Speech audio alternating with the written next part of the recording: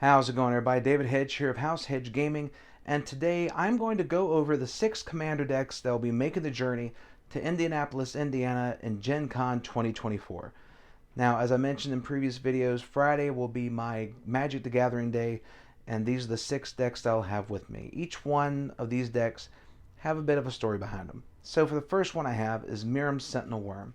Now, it's nothing fancy, it's dragons. It's a bunch of big dragons like Ancient Copper Dragon, Clouth, Astral Dragon, Ancient Silver Dragon. I have ways to put them into play cheap like Sneak Attack, ways to ramp up to them like Fanatic Aronis, which is a great card from Modern Horizons 3. Also able to make copies of the creatures like with 3 steps ahead, and to take advantage of copying those by making more copies with Adrix and Nev. So the reason why I have this deck in my collection, twofold. One, I've been a huge fan of Dungeons & Dragons for a long time, and this being the 50th anniversary definitely helped me decide to bring this one with me. But also, it reminds me of my little sister. She was always enthusiastic with dragons, and she still is to this very day. And so this still gives me a little bit of a connection with her, even though we're both living our separate lives. She has her family, I have mine, and we don't really get to see each other too much. But being able to have Miirym Sentinel Wurm as one of my commander decks just goes to show that my little sister will cause chaos no matter where I am. Alright, the next deck that's coming with me is Riku of Many Paths. Now this one, I've always been fascinated with commanders that have a very weird ability, and this one is no exception. Being able to just focus a deck on modal spells, and for me, having a deck with modal spells means you have more than just one card that's one spell. You have one card that could be 2 or 3 different spells depending on the situation. So of course I have cards like Jessica's Will in here, Shifting Grift, being able to make little tokens and then switching tokens with the bigger creatures my opponents have. Yeah, I like that one. You have Sea Double, Reverse the Polarity, payoff cards for all these instants and sorceries. So I have Talaran, I have Gandalf the Grey, Murmuring Mystic, Archmage Emeritus, and also I really love Flame of Anor. I think this is one of the better artworks in the set for Lord of the Rings, and I really do enjoy this card and I love it, and this definitely was going to find a place in this deck. Being able to build a deck around something that's so weird that when people see this deck, they know they're going to be in for some fun. It doesn't have the best win-loss record, but to me that's never really mattered. It's just sitting down, playing, and having a lot of fun, and Riku of Many Paths definitely has done that so far. Now, the next commander deck, this one's a special one. Well, all of them are special, but this one especially for Gen Con is Miirym and Pippin, the Wardens of Isenguard. So with this, my wife and I, when we first got married and we first moved into our apartment, it was a snowstorm. We had nothing really in the apartment except for a mattress on the floor, a very small TV, and a DVD player. And so we watched Lord of the Rings. And when the set was announced to come out, I wanted to do something with the set. And I wanted to get one of the decks, and so I got the Hobbits because, well, it focuses on food. But also, it reminds me of where Cindy and I have been and where we're going. And it's just one gigantic adventure. So with this deck, it's what you would think it would be. It would be a lot of tokens. So I have cards like Parallel Lives, Kadira, Benny Brax, Baron Bertram Greywater. We have Chatterfang, which is getting a lot more renewed attention thanks to Bloomborough. Bristlebud Farmer. I have cards like Experimental Confectioner and Soul Tender.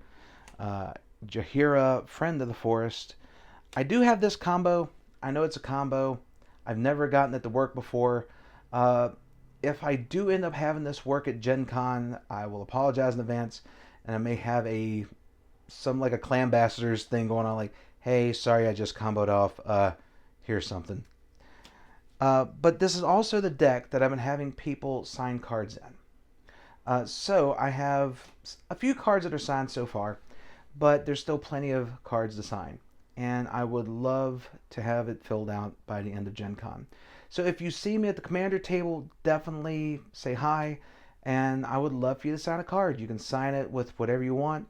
You can put a little doodle on it if you like to, but this is my keepsake deck. This deck is never going to go anywhere because it's just going to be my Gen Con collector deck. So hopefully you'll add to it, and we'll have fun playing while Miirym and Pippin are up in Indy.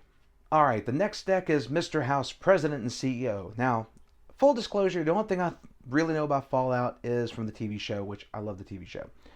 But Mr. House, I did some background work on him, and you know what? This is right up my alley. My wrestling character was David House from Las Vegas, Nevada as a bouncer. This is Mr. House from New Vegas, who basically has turned himself into a computer and now is definitely running New Vegas. So I had to build this deck, and I took tips from the professor to build it on a budget like I do with a lot of my other decks. I don't really have much going on to it as far as money being put in the decks. I build them on a budget. If I can open up cards that go in there, or if I trade towards them, awesome. But for this deck, the big ones I have Ancient Brass Dragon that rolls dice. I have Comet, Stellar Pup. But then I have all sorts of other ones. I have Clown Car, Ryle's Reversal, Iron Mastiff. I have a Circuits Act, Celebrate 8000. And then I have payoffs like Marionette Master and Vihan Goldwaker as payoffs for all the treasures and everything that I'll be creating in the deck. And I do have some token duplications. I don't have like Anointed Procession or anything like that. If I did, that would definitely be in here. But this basically, it brings together my wrestling. I was David House. I was Mr. House in the ring. I got Mr. House in Commander.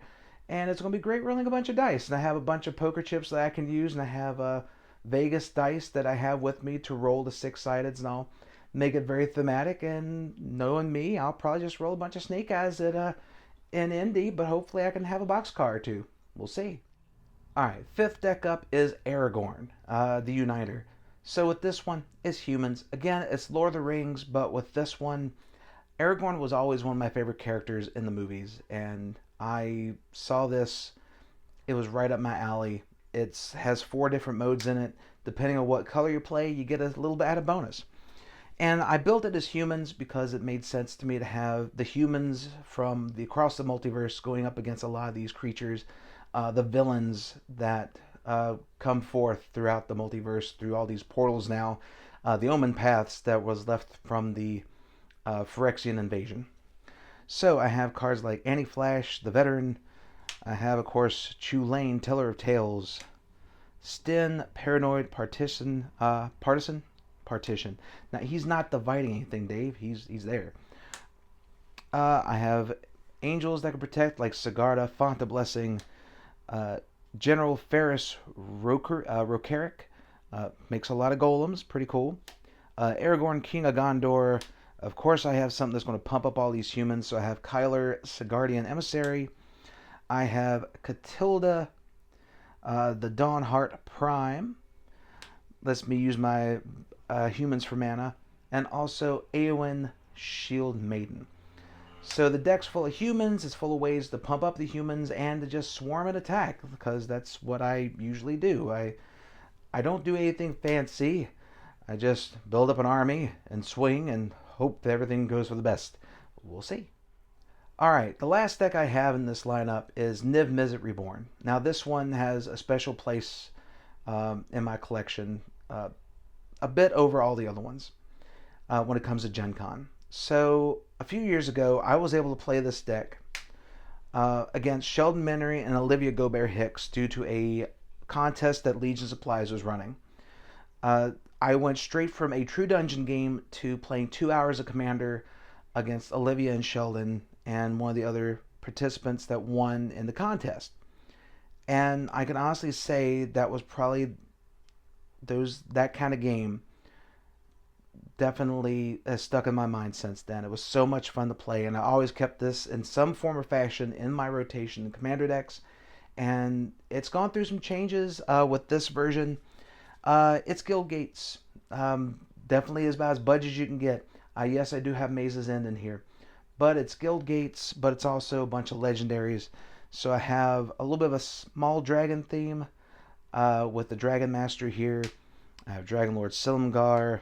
I have Talon the Kindly Lord. I do have invasions in here. So I have Begin the Invasion to go in here. Dragon Lord Ojutai. Lila, Undefeated, Slick Shot, Velamachus Lorehold. How did I not mess up that name? Tatiova, Benthic Druid. I have a payoff for the Guild Gates and Sage of the Maze. I love this card. Being able to just tap a gate to untap it and taps to produce 2 mana of any combination. Plus also it can make lands into creatures too. It's pretty good. One of the new cards from from Assassin's Creed, Basim Ibn Isag. My wife plays Assassin's Creed a whole lot more than I did, and I probably butchered that name, and I do apologize. But this character was just, it's so good, and it fits well in a Legends Matter deck in Niv-Mizzet Reborn. I have Euro Titan of Nature's Wrath, Atarka, World Render, Rizaz of the Claw.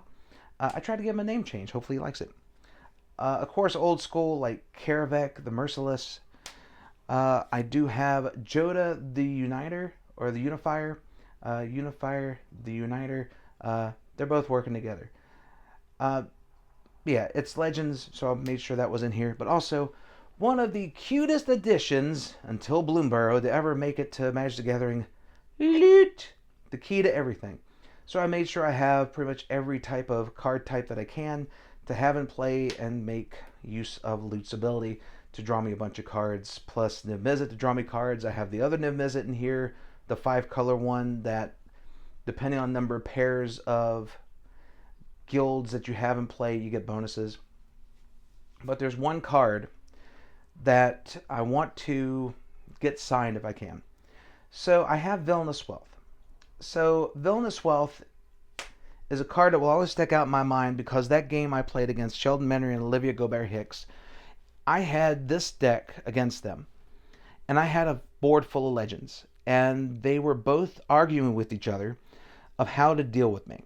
Now, to have 2 great ambassadors of Magic the Gathering and Commander talking over how they're going to deal with me was probably one of the coolest things that I've ever had happen in Magic and at Gen Con in general.